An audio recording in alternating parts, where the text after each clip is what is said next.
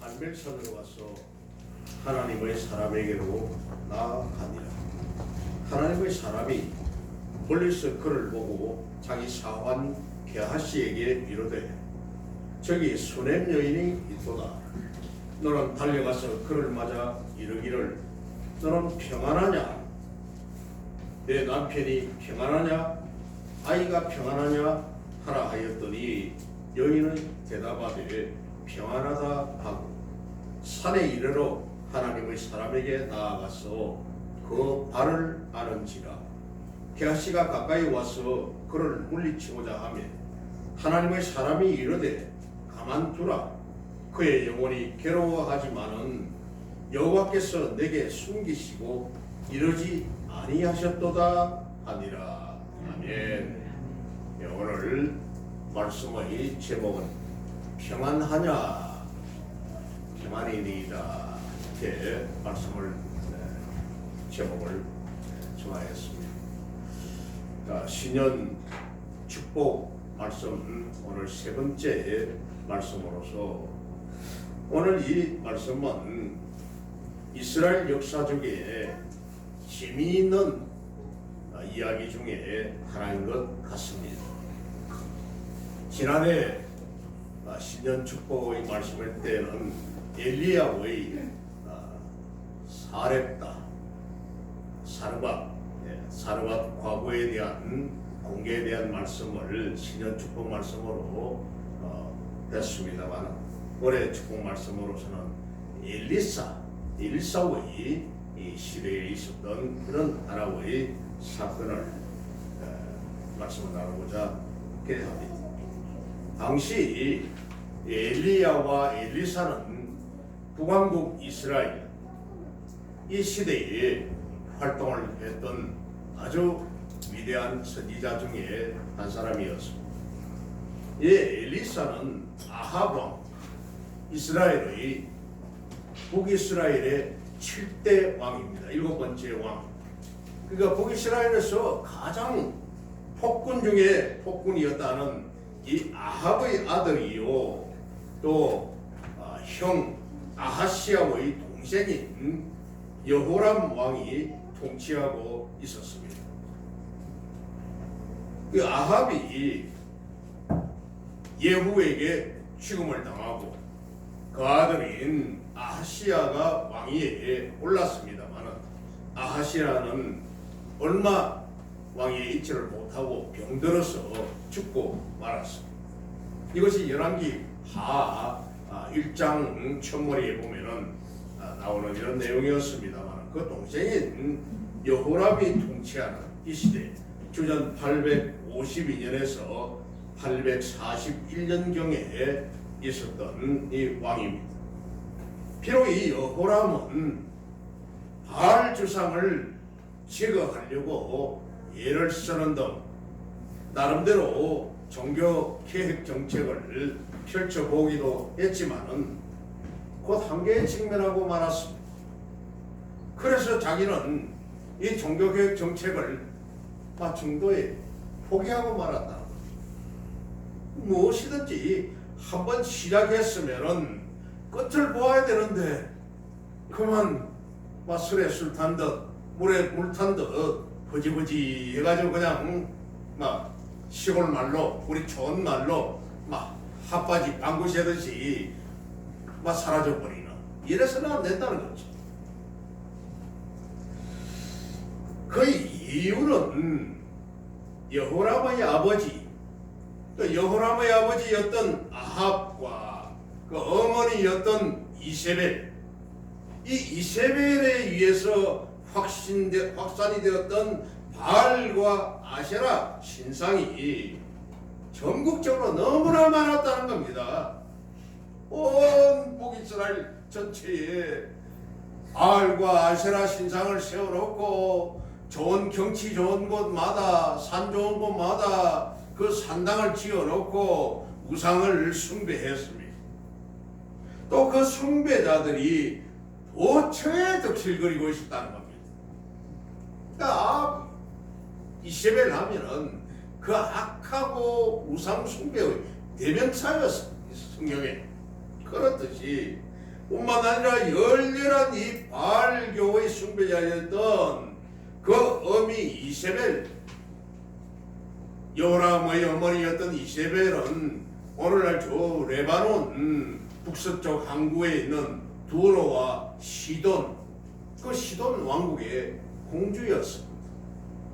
그러니까 정략적으로 결혼을 해서 그들이 이세벨이 섬기던 그 바알 아세라 신을 가지고 왕후가 들어왔다는 거죠. 그 워낙 이 이세벨이 강한 여성이다 보니까 남편 아합과 자기 맞았다. 그래서 온 전국에 유명한 신상이요, 산당이요 지어놔 놓고는 국민들을, 백성들을 우상숭배를 하도록 이렇게 만들었다는 것. 그때 또 여호람이 통치하는 이때에 남편 아합은 죽었는데 어머니였던 이세벨이 살아있을 때입니다. 그러니까 그 어머니의 그 역할이 오죽했게 나는 거죠. 그 영향력을 행사했기 때문에 그냥 종교개혁 정책이 정도에 허지부지해지고 말았다는 거죠. 당시 이스라엘은 우상숭배의 죄악이 만연한 타락과 폐역의 땅이었습니다. 하지만 이런 때에 여호와 신앙을 고수하고 또 알리면서 교훈하는 사람이 있었으니 곧 하나님의 사람인 엘리사와 그의 선지 생도들이었습니다. 엘리야가 하늘로 올려가고 난 뒤에 그가 던져준 가운을 요단에서 받아 입고는 그 요단 강물을 그냥 무리를 걸어서 지나가는 이적을 일으키고, 엘리사는 내 아버지가 내 아버지요, 당신의 그 능력보다 나는 배나 더 있기를 원하나이다 하고 강구했던 이 일이 엘리사에게 그대로 일어나고 있습니다. 그리고는 오늘날로 치면은 신학교를 세워서 선지 생도들을 가르치고 있었다는 것. 그리고 곳곳에서 나름대로 신실하게 여호와 신앙을 지키고 있는 운명의 사람들, 이름도 없이 빛도 없이 여호와 신앙을 지키고 있는 사람들이 바로 이들이었다는 것. 오늘 본문의 이 사건은 바로 이러한 암흑 시대에 한 줄기 밝은 빗줄기처럼 사랑과 희생과 헌신의 아름다운 이야기입니다.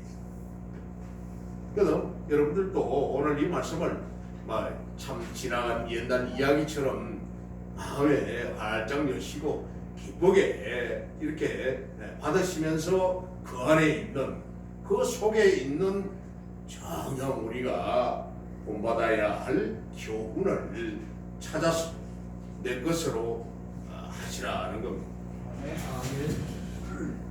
수넴에 있는 한 부유한 여인이 하나님의 사람 엘리사에게 귀한 이런 대품의 봉사인 배경은, 수넴이라고 하는 이곳은 오늘날 이스라엘에 가면은 솔렘이라고 이렇게 부릅니다.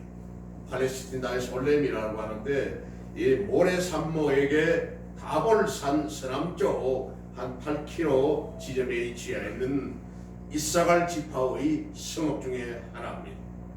그게 보면은 여호사서 19장 18절에 이 11지파에게 땅을 나누어 줄 때에 이사갈 지파에게 나누어 주었던 지경 중에 한 곳이다는 겁니다. 또 머깃도 동쪽인 11km 지점에 있고 길보아산 북서쪽 한 15km 정도 지점에 있는 곳이 수넴입니다. 성경의 이 지리적인 배경을 보면은, 여기서 보면은 머깃도 또 길보아 이런 이름이 나오는 걸 보면은 결국 이스라엘의 초대 왕이었던 사울이 죽임을 당하여서 그 머리가 잘려져서 그 길보아 산에 거기서 전투에서 죽고 그 성루에 목이 달렸던 이런 것이 바로 길보아입니다. 그렇게 하면은 이해가 잘 되는, 그러니까 이런 길보아 인근에 있던 기억이고, 또 다이당이 노년에 나이가 많아서 몸이 이제 허약하고 몸에 기력이 떨어지고 또 몸이 차가워지고 이렇게 하니까 아주 참 18세 꽃다운 나이인 동료, 결혼을 하지 않은 처녀아이를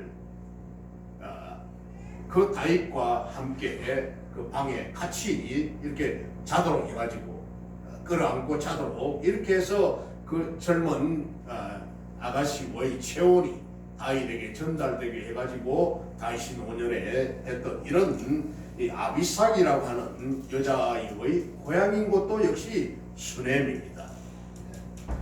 당시에 이 엘리사는 갈멜산을 떠나서 수넴을 거쳐 길갈로 여행하는 도중에 갈멜산입니다. 갈멜산에 하면은 엘리야와 바알을 섬기는 선지자 450대 1로 싸웠던 그런 곳이죠. 싸움을 했던 곳인데, 거기서 떠나서 이제 수넴을 거쳐서 길갈이라고 하는 하나님의 장막 성전이 있던 그곳으로 옮겨가던 도중에 수넴 땅에 있는 한 부유한 여인에게 지극한 공개를 받게 됩니다. 공개라고 하면 이제 대접받는다, 봉사를 받는다. 이 수넴 여인의 귀한 신앙을 보면서 새해에 우리 신앙을 공고하게 하는 이런 축복의 시간이 되시기 바랍니다. 아멘.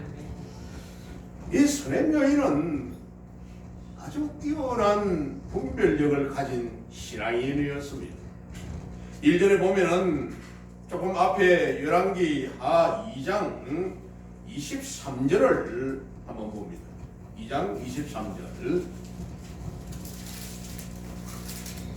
2장 23절을 보면 엘리사가 거기서 베델로 올라가더니 이제 거기서 갈멜산에서 이제 베델로 올라가더니 그가 길에서 올라갈 때에 작은 아이들이 성읍에서 나와 그를 조롱하여 이르되 대머리여 올라가라, 대머리여 올라가라 하는지라.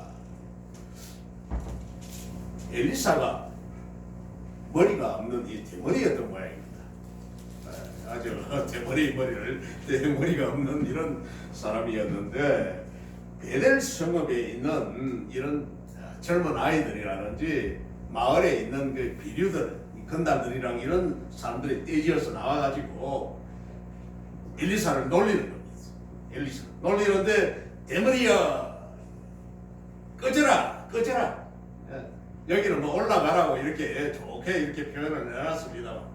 먼저 전 통일성경 보면은 대머리야 꺼져라 이렇게 있습니다. 그렇게 대머리야 꺼져라 이렇게 이제 박해를 하고 조롱을 하다가 그만. 자, 24절을 봅니다. 엘리사가 뒤로 돌이켜 그들을 보고 여호와의 이름으로 저주하매 그 숲풀에서 암곰 둘이 나와서 숲속에서 암놈 두 마리가 큰 놈이 나와가지고 아이들 중의 42명을 찢었더라. 이런 놀라운 일이 일어납니다. 엘리사를 놀리다가 결국 엘리사도 참 대단했죠. 아이고 그만 돌아보고 나 더러운 놈들하고 이러면 그들하면 될 텐데, 그만 저주를 했더니 그만 이적이 일어나가지고 숲속에 있던 곰이 뛰쳐나가지고 이 아이들은 42명이나 그냥 찢어 죽였다. 엘리사가 거기서부터 갈멜산으로 가고 거기서 사마리아로 돌아왔더라 해놨습니다만, 이런 참변을 당했다는 겁니다. 함부로 남에게 조롱하고 그 저주할 게 뭡니다. 정말 남의 흉이 한 가지냐? 이 흉이 12가지다 하는 이런 말이 있듯이 함부로 사람에게 흉보는 이 저주하는 이런 걸 할 게 아닌 것 같습니다. 하지만 오늘 이 본문에서 수넴 여인은 엘리사를 하나님의 거룩한 사람으로 바로 알아보았다는 겁니다. 이 아이들이랑 이런 이 베델에서는 아이들이 놀리고 막 저주하고 이랬지만은 수넴 여인은 그렇지 않았다는 겁니다. 첫눈에 딱 보니까 이 사람은 하나님의 거룩한 사람이다. 하나님의 사람이다. 이렇게 딱 바로 알아봤다. 이게 이제 우리의 이 성령의 능력입니다. 우리에게 있는 능력이에요. 우리 눈이 사람을 보면은 그 사람이 진실한 하나님의 사람인지 아니면은 그 사람이 참 부족하고 속임수가 있고 그런 걸 대번 누구든지 한 3분만 같이 앉아서 대화해 보면은 그 사람 속을 다 들여다 알 수 있다는 말이 있습니다만 그처럼 이것은 그만큼 그 여인에게 영적인 분별력이 있었다는 뜻입니다. 아멘. 네, 대단히 중요한 일입니다.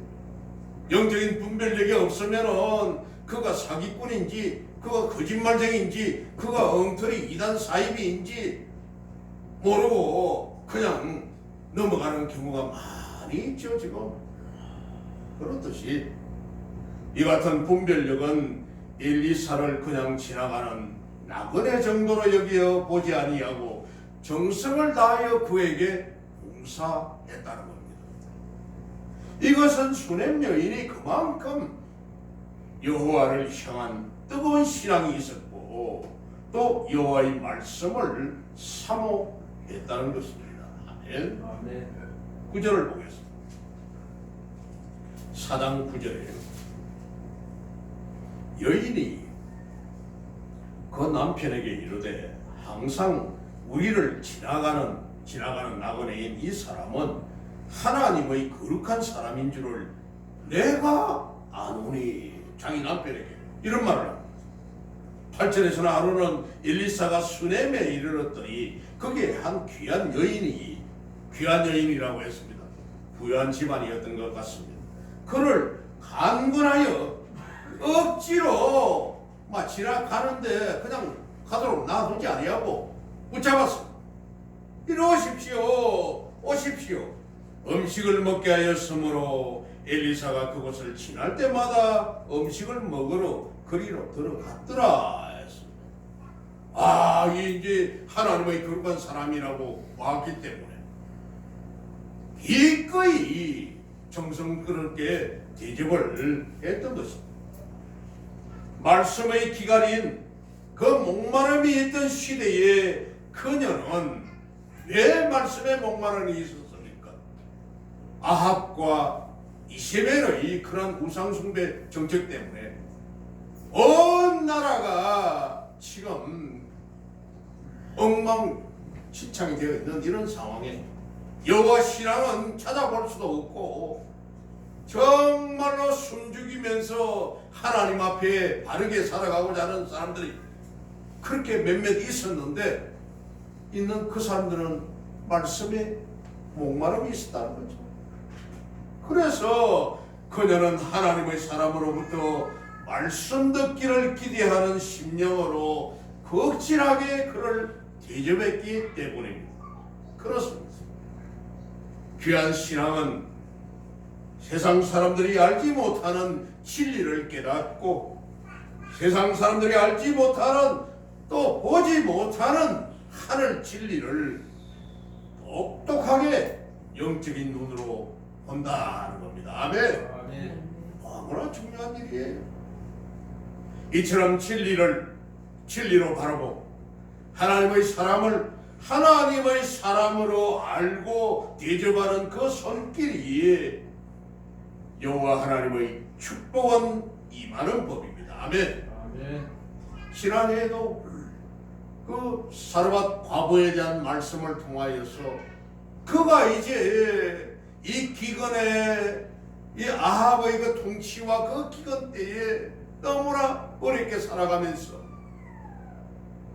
겨우 이제 남은 가루 한 줌 하고 기름 한 병 남아있는 거가 조금 남아있는 거 그거 가지고 이제 나뭇가지 주워서 그 빵을 구워서 아들하고 먹고는 마지막으로 죽겠다고 했을 때에 노닷없이 엘리사가 그 집에 들러가지고는 그거 내한테 먼저 해다 주고 그 다음에 너희들 먹어라. 먹을 게 뭐 있습니까? 그렇지만은 이 여인은 사를 가보는 엘리야가 하나님의 사람인 줄을 정확하게 알았다는 것. 알고는 그에게 있는 것을 기꺼이 대접을 했더니 가루통에 가루가 마르지 아니하였고 기름배에 기름이 마르지 아니하여 그 가족들이 살아나는 이런 놀라운 역사가 있었다. 그래서 여러분들 과도하게 주의 종에게 아니면 과도하게 주의 몸된 교회에 헌신하고 충성하고 많이 드려도 드리면 드릴수록 여러분들의 가정이 더 풍성해지고 넉넉해지고 가루통에 가루가 마르지 아니하고 기름병에 기름이 마르지 않은 이런 놀라운 역사가 있다고 축복의 말씀을 전하였습니다. 그처럼 신약 시대에 스로보니게 여인도 예수님은 메시아로 바로 알았기 때문에 그분께 매달림으로써 문제 해결을 받지 않았습니까? 마가복음 7장 24절에서 30절 말씀입니다. 예수께서 일어나 그 길을 떠나 두로 지방으로 가서 두로와 시돈이 바로 이세벨 고향이라고 했습니다. 저 레바논 북서쪽 끝에 있는 항구입니다. 바빌로니아하고 접경이 있는 그런 곳입니다. 두로 지방으로 와서 한 집에 들어가 아무도 모르게 사실이 하나 숨길 수 없더라. 이에 더러운 귀신 들린 어린 딸을 둔 한 여자가 예수의 소문을 듣고 곧 와서 그 발 아래 엎드리니 예수님의 발 아래 엎드렸다. 성경 어디서든지 보면은 선지자나 또 저희 종들 예수님이나 그 발 앞에 엎드렸다. 그 발을 씻겨 드렸다. 발을 붙들었다. 이것은 최고의 존경을 뜻하는 겁니다. 오죽했으면은 이방 여인인 스로보니게 여인이 그 여자는 헬라인이요 이방인입니다. 사마리아인도 아닌 헬라인 이방인입니다.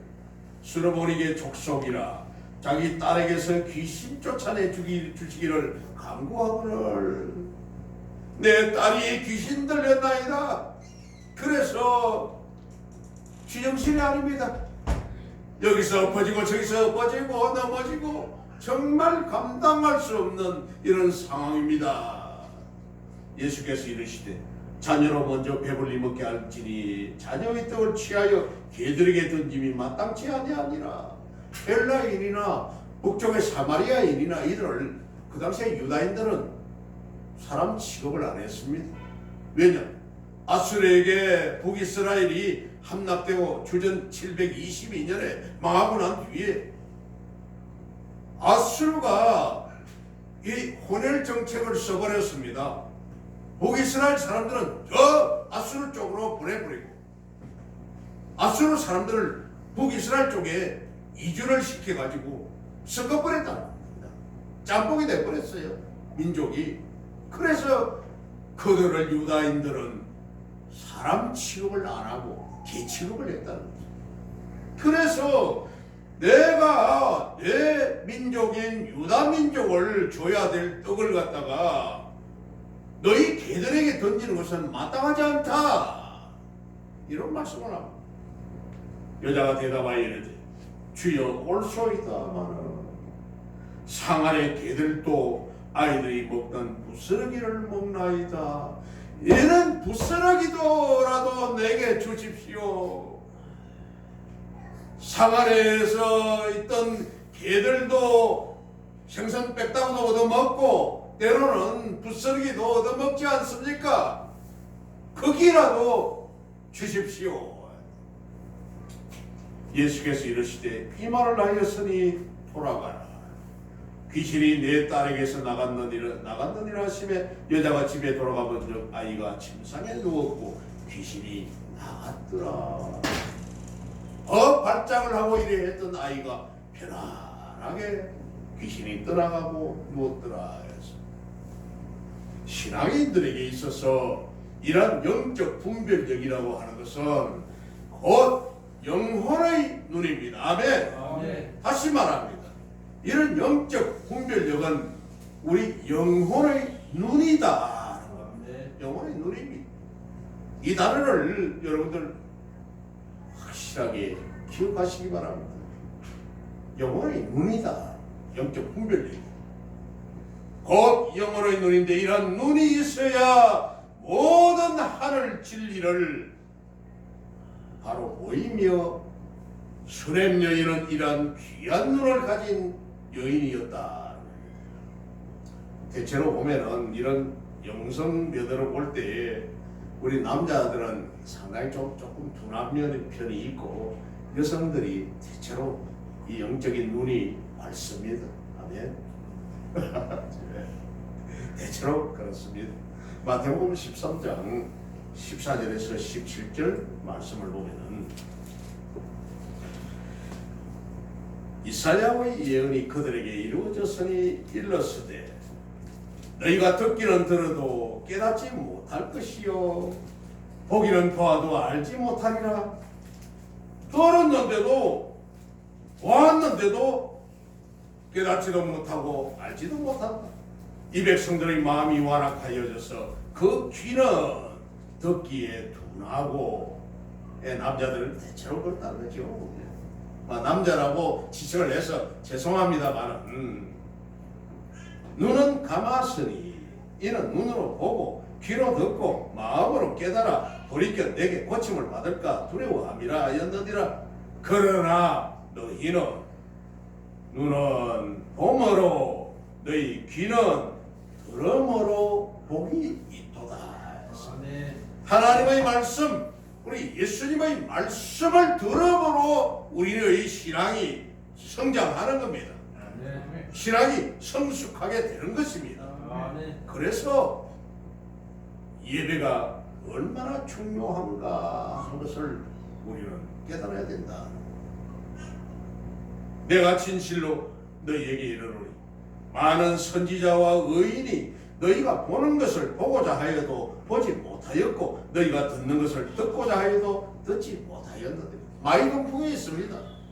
아무리 좋은 것을 가지고 입안에 넣어줘도 삼키지를 않고 뱉어버리는, 의심하여 뱉어버리는, 아무리 진실된 것을, 아무리 살아있는 하나님의 말씀이요 우리의 생명의 구원의 그 길이요 우리가 살 수 있는 길이라고 그렇게 해도 끝까지 한쪽 길을 닫아버리고 한쪽 길로는 듣고 한쪽 길로는 흘려버리고 보기는 봤지만은 깨닫지 못하고 흘려버리는 세상의 이치도 마찬가지입니다.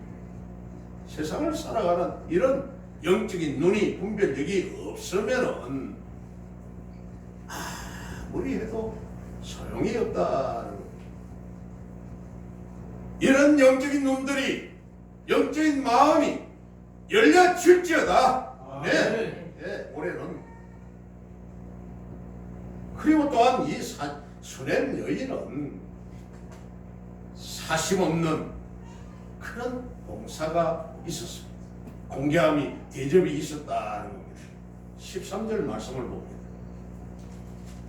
열왕기하 4장 13절입니다. 엘리사가 자기 사환에게 이르되 너는 그에게 이르라. 너는 그에게 가라. 네가 이같이 우리를 위하여 엘리사와 그 일행인 게하시 그 일행을 위하여서 세심한 배려를 하는도다. 내가 너를 위하여 무엇을 하랴? 왕이겠냐? 사령관에게 무슨 구할 것이 있느냐 하니 여인이 이르되 나는 내 백성 중에 거주하나이다. 나는 그저 하나님의 백성 중에 거할 뿐이지 내가 무슨 명예를 구하는 것도 아니요 돈 구하는 것도 아니요 나는 전혀 이런 사심이 없습니다. 대접만 하는 것이 아니라 그가 이제 엘리사가 지나갈 때마다 다락방을 꾸며서 침상을 갖다 놓고 예 선지자님 여기서 우리 집에서 쉬었다가 몸을 회복하고 편안하게 한 뒤에 가십시오. 이래까지 했다는 겁니다. 방까지 제공을 했다는 겁니다. 하나님의 사람 엘리사에 대한 수렘 여인의 이 열심은 엘리사가 언제든 묵고 갈 거처를 준비하기에 이렇다는 겁니다. 10절에 청하건대 우리가 그를 위하여 작은 방을 담 위에 만들고 침상과 책상과 의자와 촛대를 두사이다. 그가 우리에게 이르면 거기에 머물리다 하였더라. 남편에게 작은 방도 하나 지어가지고 이 선지자에게 제공을 합시다. 믿음이 고갈된 그 시대에 수렘 여인은 헌신적인 이 봉사와 열심은 엘리사를 감동시켰고 그래서 어느 날 엘리사는 자기의 사관인 게하시를 통해 여인의 소원하는 바가 무엇인가를 알고자 물었던 게 13절 말씀이었습니다. 내가 너를 위하여 어떻게 하랴?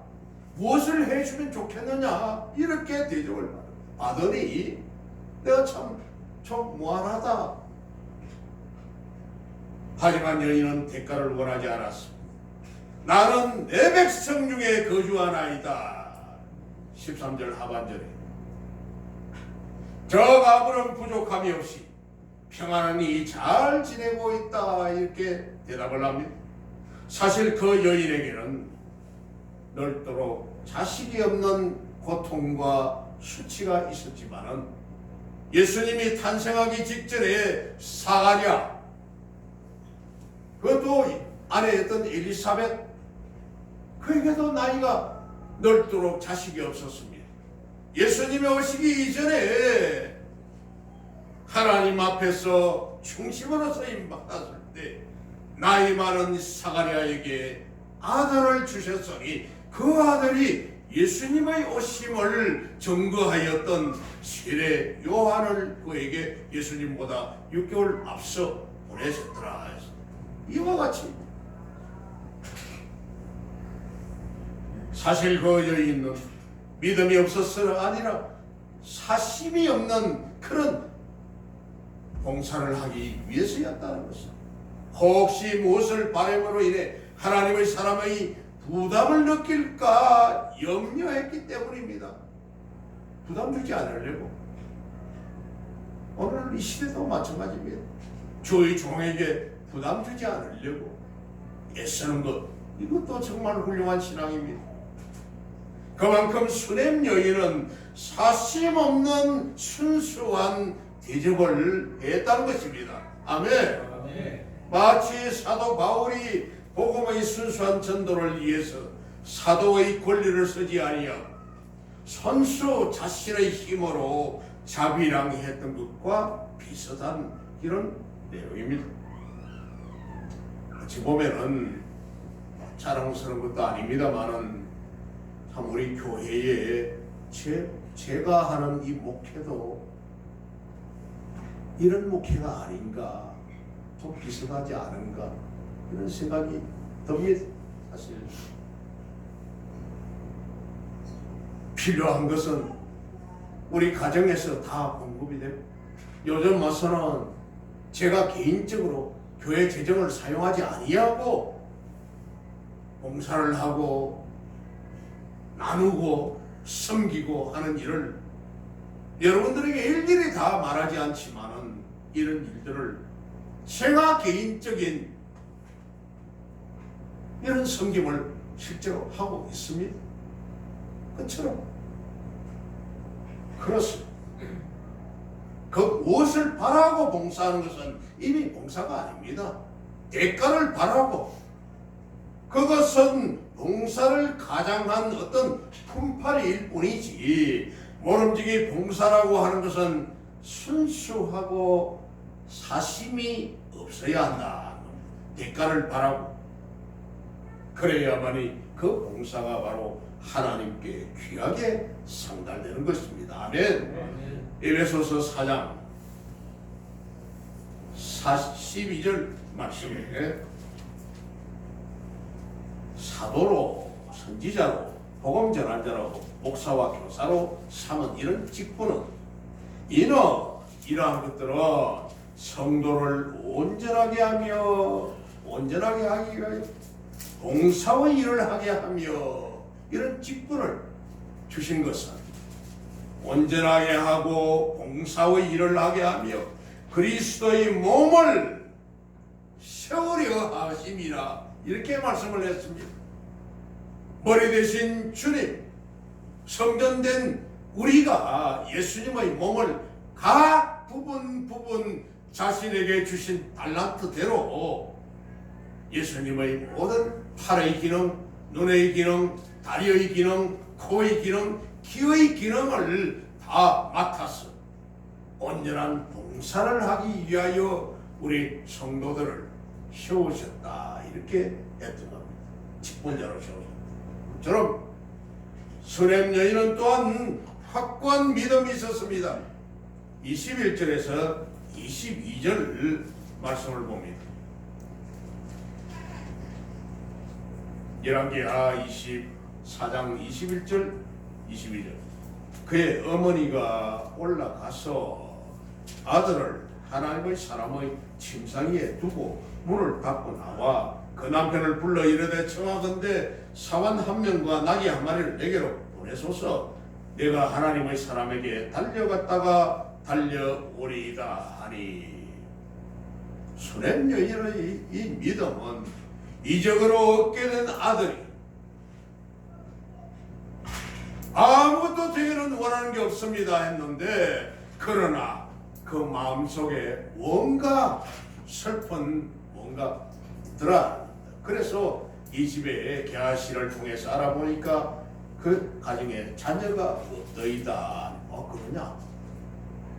하나님 앞에 내가 기도하지. 결국 이 가정에 드나들면서 어느 날 얘기를 합니다. 내년 이때가 되면은 아들을 얻을 것이다. 장막에 있던 사라가 천사가 말하는 하나님이 아들을 주실 것이라고 맥세에 아들 이삭을 주실 것이라는 그 말에 나이 90된 이제 할머니가 내게 무슨 아들이 있겠느냐고 피식피식 웃었다고 하는 것과 같이 수렘 여인도 역시 무슨 저런 말씀을 하시는가 했는데 1년이 지난 그 다음 해에 이 가정에 아들을 얻었습니다. 그런데 이 아들이 어느 날 타장하는 그 시대에 여름철에 이제는 이스라엘은 주로 보리나 밀을 추수를 하니까 5월달 6월달 되잖아요. 그 타작마당에 가가지고 있다가 아이가 그냥 낮에 잔다고 자다가 그만 죽어버렸어. 온전해버렸어. 오늘날 치면은 뇌일혈이나 일사병, 일사병이었어요. 그만 아이가 그 땡볕에 누워 자다가 그만 일사병으로 아이가 죽어버린 겁니다. 그때에 아들이 갑자기 죽었을 때에 이 여인이 하는 행동을 볼 수가 있습니다. 그녀는 아들의 죽음을 놓고 원망하거나 체념하지 아니하고 아들의 시신을 엘리사가 거처하던 골방의 침상위에다가 갖다가 눕혀놔버립니다. 눕혀놔 조용히 문을 닫아버리고는 남편에게 알리지도 않고 곧장 갈멜산에 있는 엘리사에게로 달려갔습니다. 조금 전에 읽었던 22절 말씀이었습니다. 그 이유는 하나님의 사람 엘리사에게로 가면 문제를 해결받을 수 있다고 굳게 믿었기 때문이다. 믿음입니다. 아멘. 아멘. 아멘. 올해 여러분들이 받을 축복거리입니다. 믿음. 영적인 눈 분별력이요. 여러분의 영적인 눈입니다. 믿음입니다. 아멘. 원래 잉태할 수 없었던 자식을 얻게 한 것도 엘리사인 만큼 이제 죽은 아들을 다시 일으킬 수 있는 것도 엘리사임을 그녀는 확신했다는 겁니다. 그리고는 30절에 아이의 어머니가 이르되 여호와께서 살아